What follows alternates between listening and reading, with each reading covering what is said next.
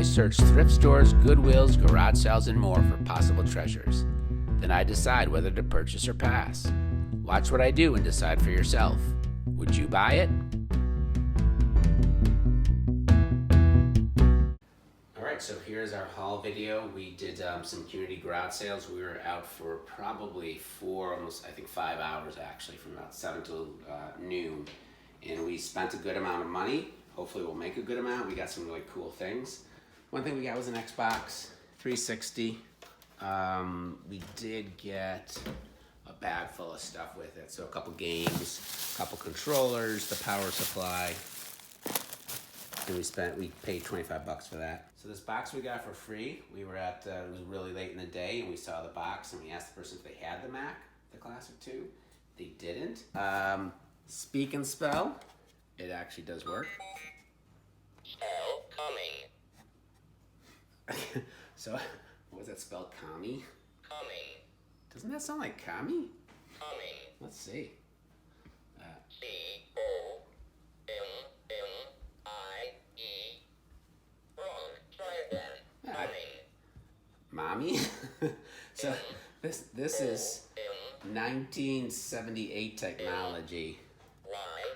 That is incorrect. The correct spelling of coming is C-O-M-I-N-G. Okay, coming. Now spell Okay, outdoor. all right, shut. So that's cool, that's classic.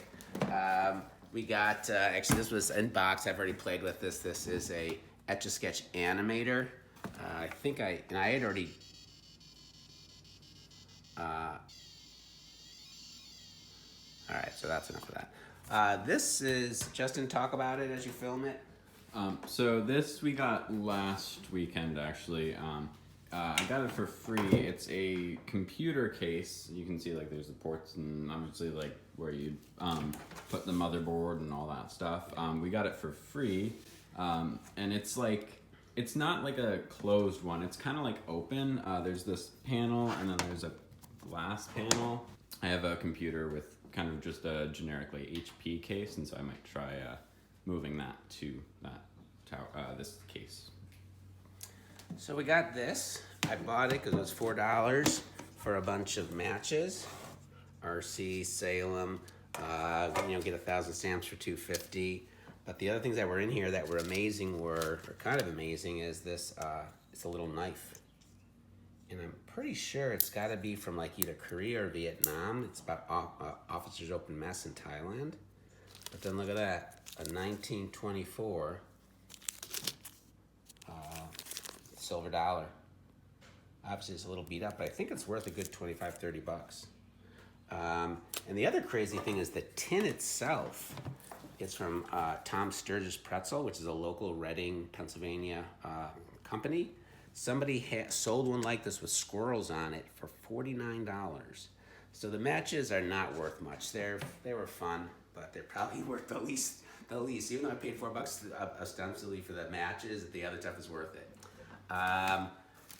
Paid $5 for a Sony thing. I don't think I can play any music, otherwise I might get the video held back, but it does work. And the tape basically works, and I spent $5 on that. That's worth, I don't know, 50, 60. The rewind is a little not so great. A couple of old hats. Tri-motor. Oh, fudge me. So this is broken. Oh, that sucks. So, did you get that? So this is broken. So that really sucks, because otherwise this was so beast. Did you get it? And then the Stroh's one, right? So they're not worth that much. I think I forget what I paid. This is actually supposedly one of the first Polaroid cameras. There's like a release. Yeah, there you go. It's actually pretty damn cool. It's got a flash that had a couple bulbs in there. There's a case that holds it, but it's worth it's probably not even worth selling. I don't know if it'll help that it has the flash, but I paid $5 for that. This gem from Con, I guess. How much I paid $4 for this, and it is a bugle, a trumpet. I obviously don't know what the hell I'm talking about, but I think it's worth something. So a quick update on this trumpet. It's actually not a trumpet. It's I'm almost positive it's a cornet. I think it's like shorter and stockier, I don't know. But I was kind of thinking, oh, I wonder if there's more things to it. At one point I was trying to play it and I thought it needed a reed. And so I was looking and I pull on this thing and holy smokes, there's a whole bunch of stuff in here. And so again, I've already opened this up, but there's kind of like almost like a catalog, how to care for your instrument. This is cool, I'll show you more in a second. A bunch of sheet music, and it's gonna be hard to see, but they say cornet. There's some valve oil still in there. And this is obviously used to hold the sheet music. So there it is, held in place in just this little thing here, slips right in there. And that way you can, play your notes and play the Colonel Bogey. I guess Bogey. You think it'd be Boogie, but I've found out a little bit more about it. It's the director. And it's in pretty good shape. It's got some neat stuff on it. The only issue with this is that the case doesn't smell good at all. It's definitely got like a basement smell to it. And the case is in poor condition as well. Here's my Miles Davis impression.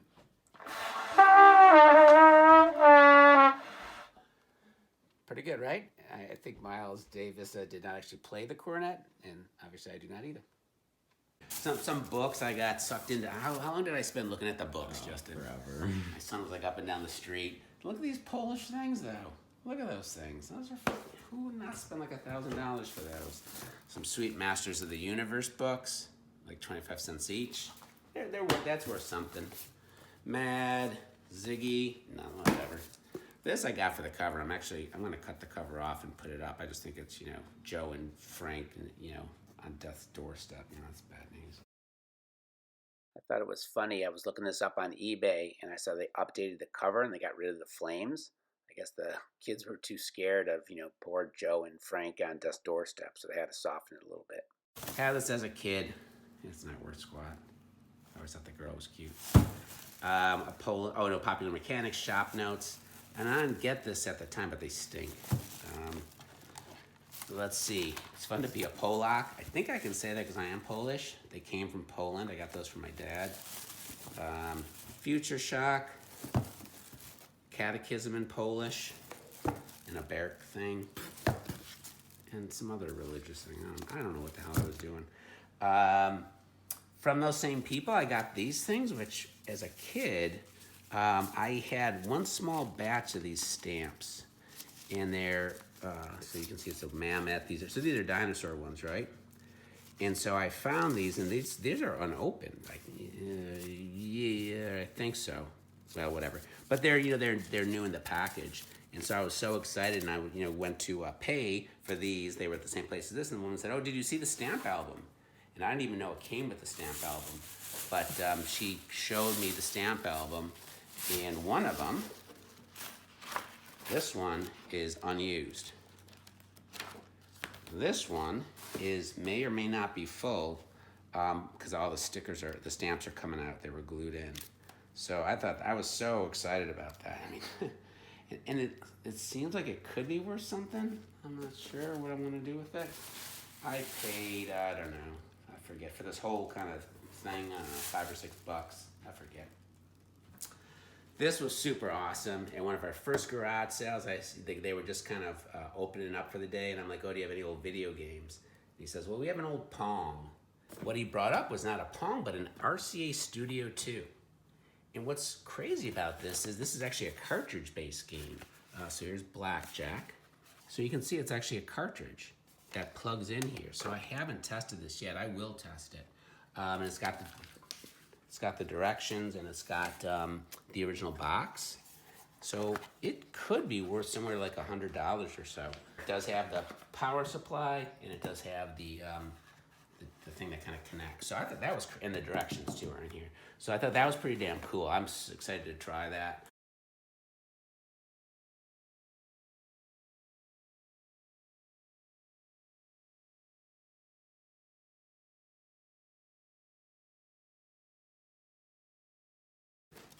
Who doesn't love Glamour Gals show plays? You're not laughing, right? Look at all the gals.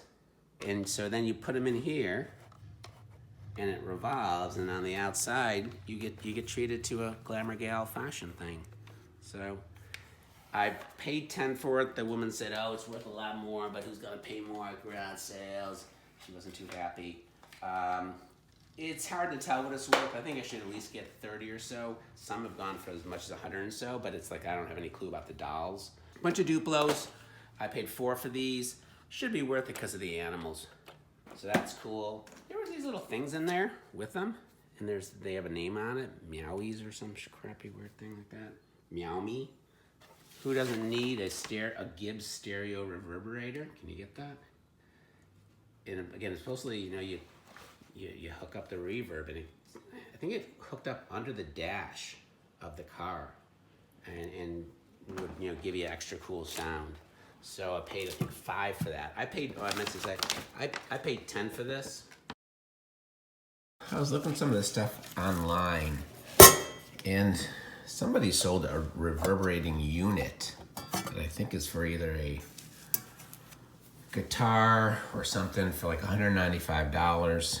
And it looks like this thing, whatever the hell this is, this spring part. It seems like that kind of vibrates. Like I saw a video of a guy who had a similar one, not from Gibbs, but a stereo reverberator in his car, and it seems like at least vintage car buffs might find some interest in it. So look at this thing. How much would you pay for this? Okay. I mean, you got to look at the dials. You got to look at the thingamabobbits and other technical things. Listen to it. And then the pièce de la résistance.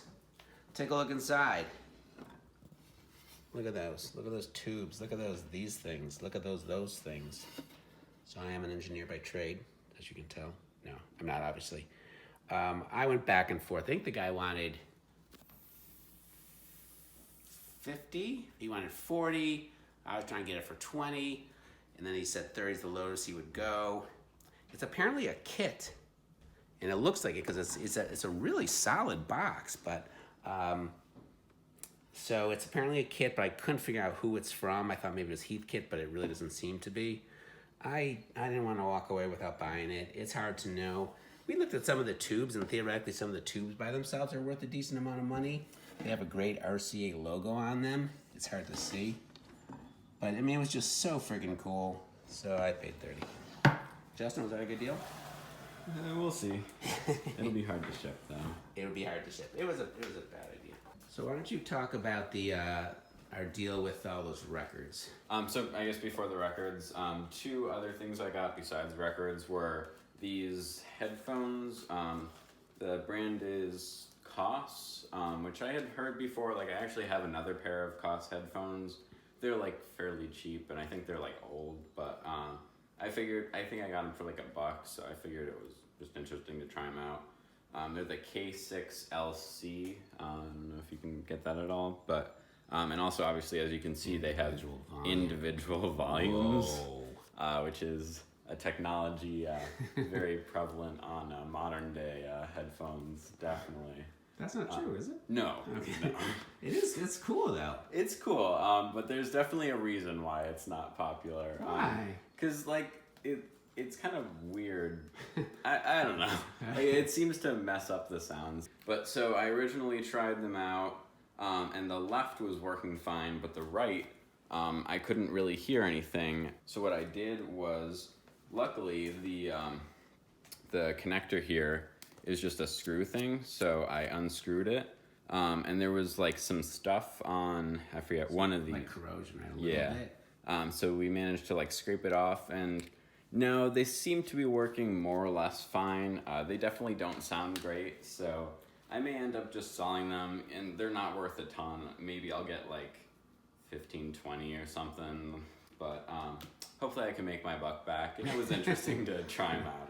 The other thing, I got a piece of, what is this stuff? Corkboard. Corkboard for $0.25, because it was a square corkboard that I got, but I had seen some videos online about people using like corkboard mats for their turntables, and so I was interested to like try it out because I just have like a rubber one right now. Cut it out with just like a box cutter, and so it's like, if you can see, it's not the best cut job, but I tried it and it worked. But the thing is, this corkboard that I got is kind of thick, and so I'm not going to really be able to use it because the way, even when you had the needle like up, it was like literally like a centimeter or two away from the record as it is, and so I just don't trust myself to like mess it up somehow or something. So but for a quarter, it was interesting to try it out, and I will say that when I did use it, it sounded a little more like punchy and MIDI or whatever. So if that's your thing, like, and I know you can actually get like pre-made ones of these for like $20-15 on eBay, Amazon. So if you're interested, definitely check those out. So I got a Sony Walkman. Haven't tested it. The dude said it worked. A lot of people say things. It was $2. So we're at a sale, and there's a bunch of Beatles stuff. Okay, bunch of books. Justin, you got that one for like $1. Yeah.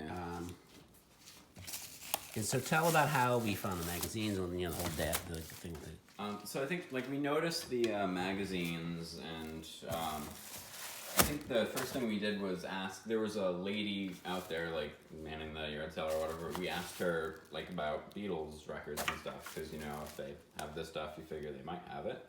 And I forget exactly what she said, but basically she said that her husband had some Beatles records, but he was like not going to sell them at all. Like, she was adamant that he was keeping them. And she was a little exasperated with them. She wasn't pleased with them. Yeah. We got the magazines and this book and stuff for like $7 or whatever. And Yeah, I think we were like $5 actually, $1 each. and Wasn't it? then you gave her $2 extra. Oh yeah, I gave her $2 because she felt, she's like, don't tell my husband.